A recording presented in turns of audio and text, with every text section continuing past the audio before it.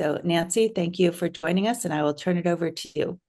Okay, thank you. Good morning, everybody. I'm assuming many of you have been sitting for quite a while, so I'm going to invite you to go ahead and stand up.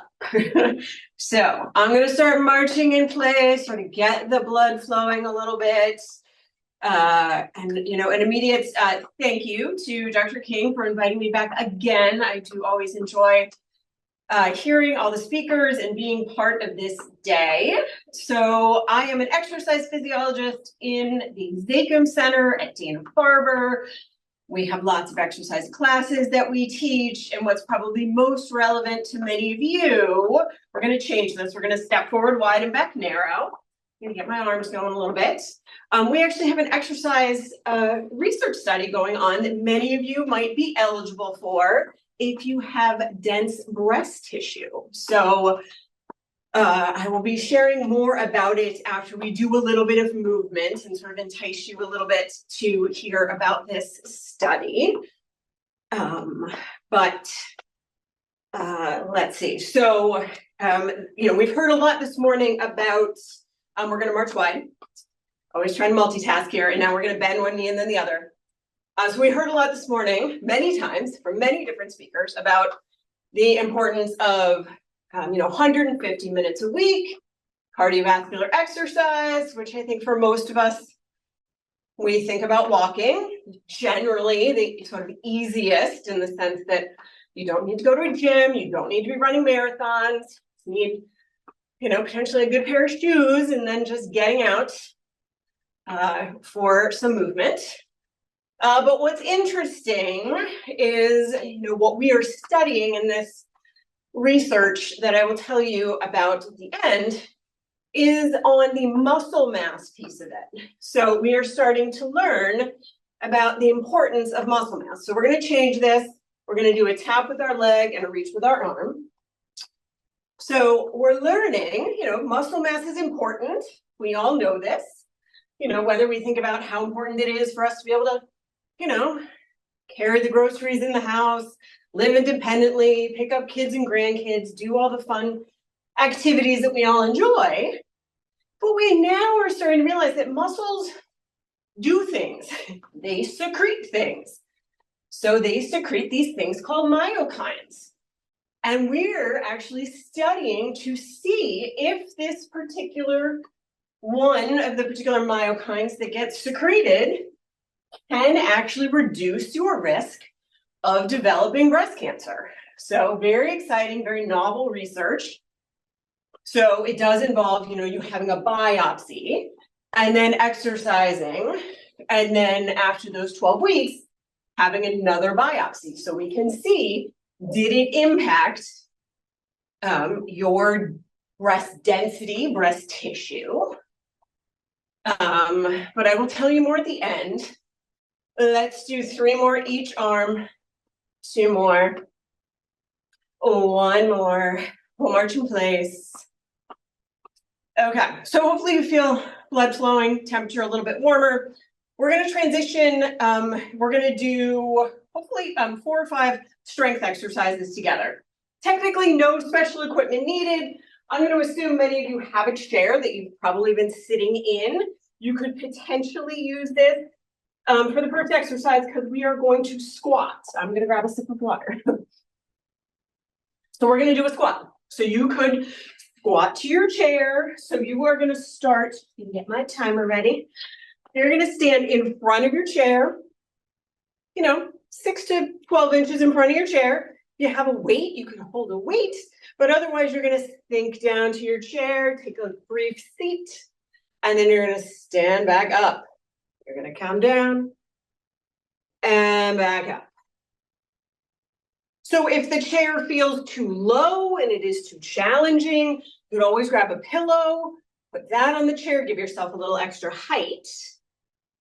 You're going to keep going. I'm going to show you one other option. If all that bending and extending of your knee doesn't feel great, you come up to a wall, sink down into a squat, and boy, do I blend into my wall today. I just have to remember, like the meteorologist here.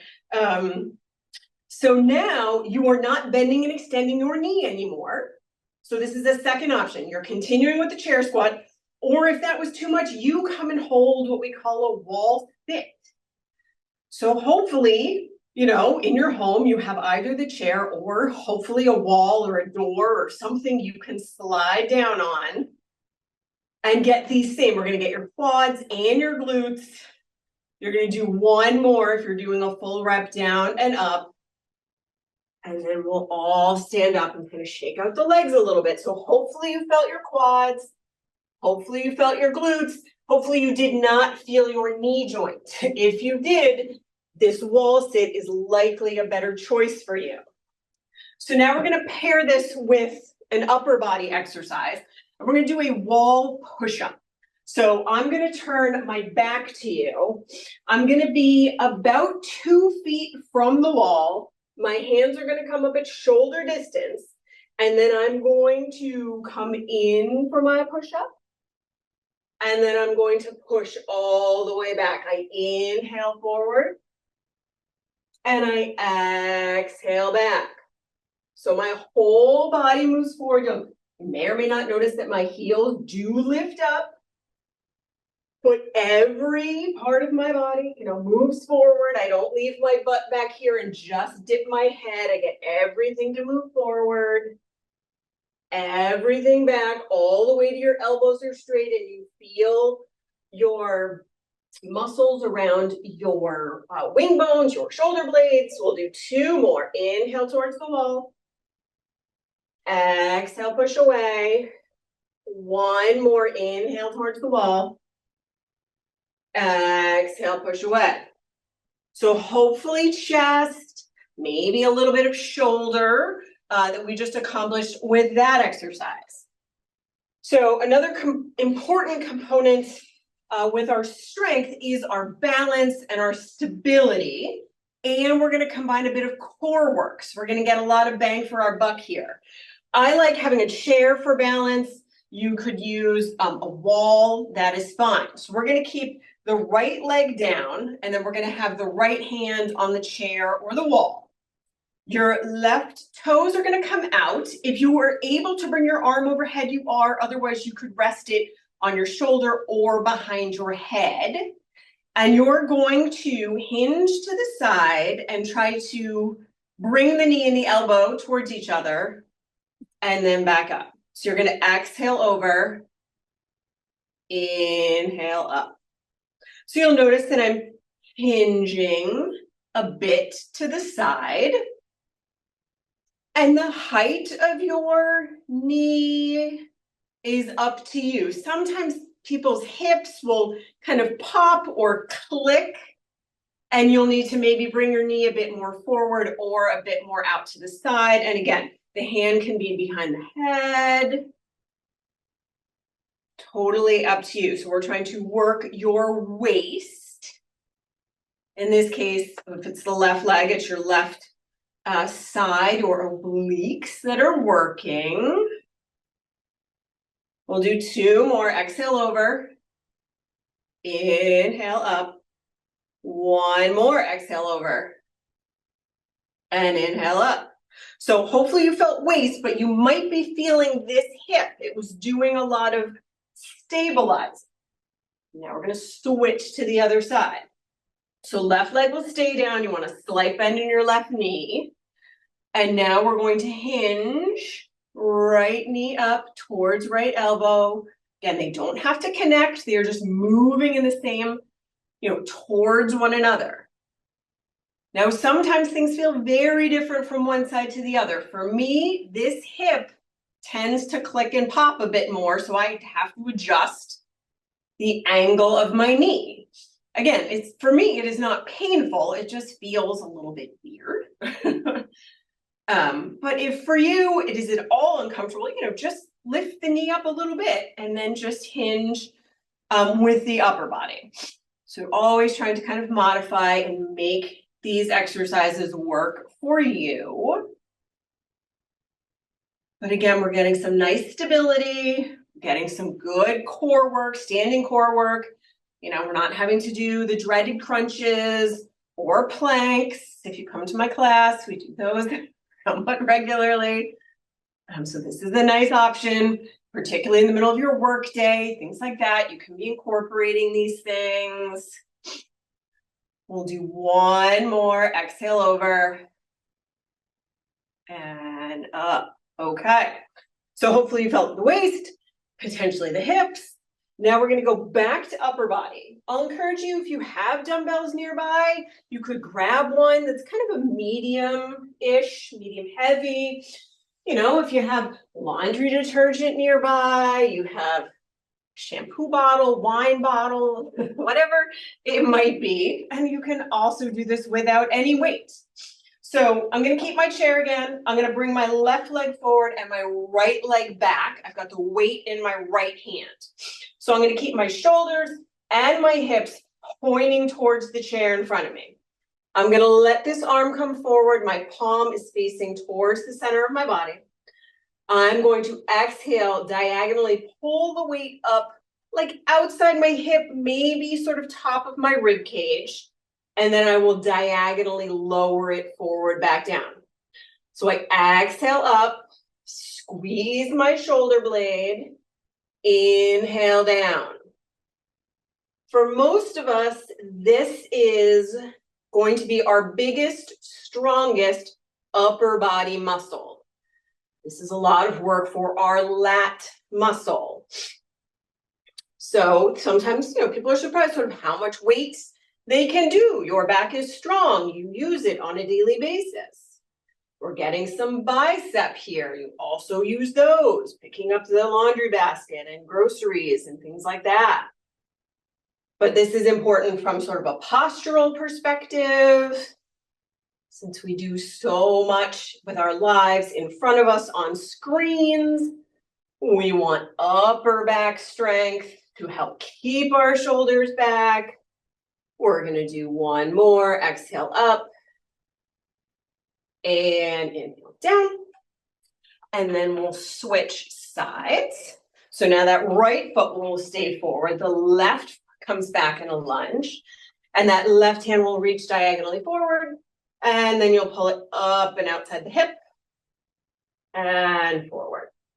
So I don't want to be pulling like way up here by my chest, and I'm not pulling, going straight back either. So about, 90 degrees at the elbow as it comes up. And also noticing that, my elbow is coming above the height of my body,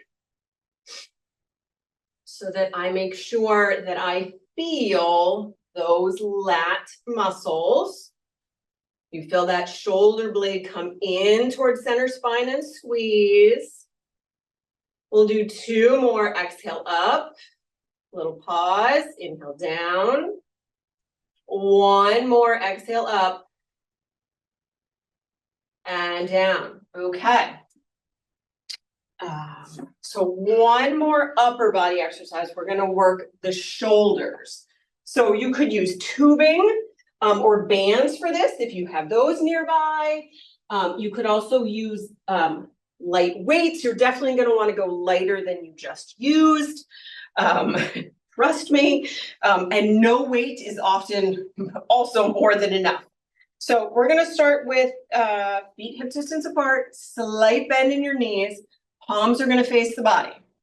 We are going to exhale, come up and out to the side, and then we're going to lower back down. So I'm not coming directly out to the side. I am coming slightly forward.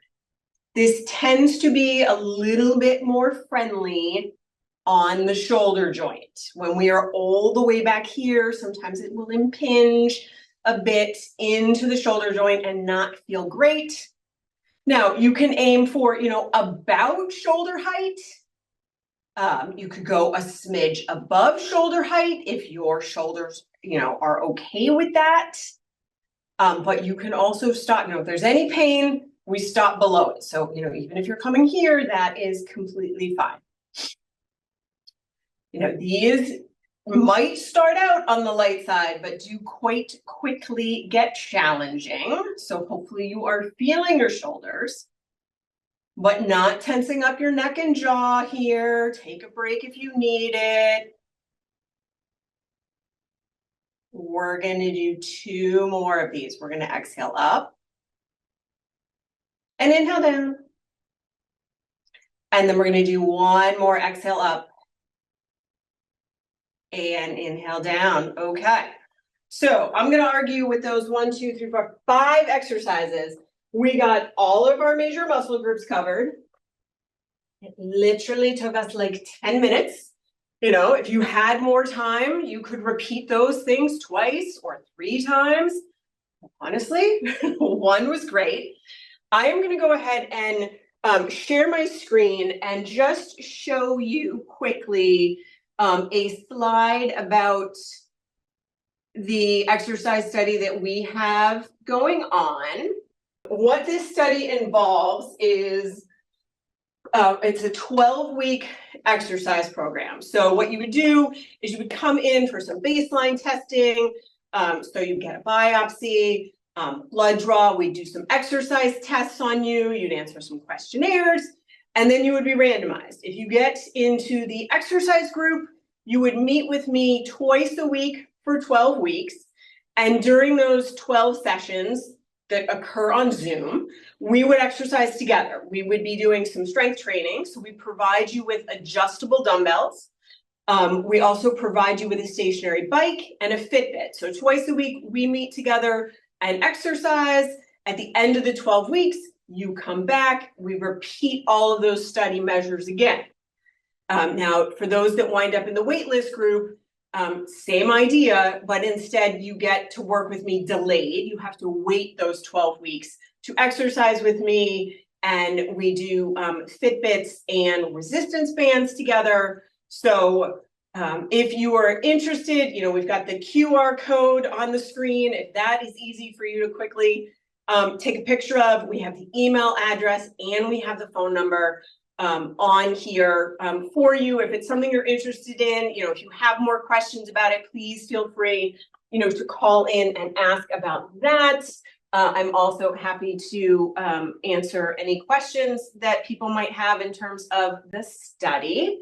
But hopefully you're feeling good, and hopefully with this beautiful weather, you can get out and plug away at that 150 minutes per week in this gorgeous weekend we have here in Boston. So thank you. Thank you, Nancy. As always, nice to get up and move around and hear about the benefits of exercise and the exciting clinical trial. So we will show that slide again with the QR code for the REP-D trial after the break and at the end of the session. And we'll also highlight you on some other studies that we have going on in the clinic.